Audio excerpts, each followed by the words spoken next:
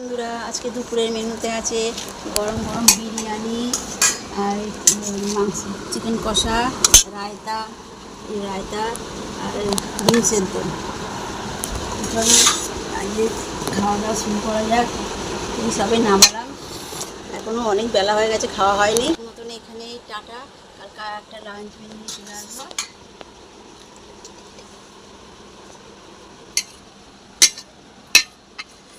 Ready? ঠিক গন্ধ ছাড়ছে। আর কালারটা কি দারুণ এসছে। চিকেন কই আছে? চিকেন, এই তো চিকেন।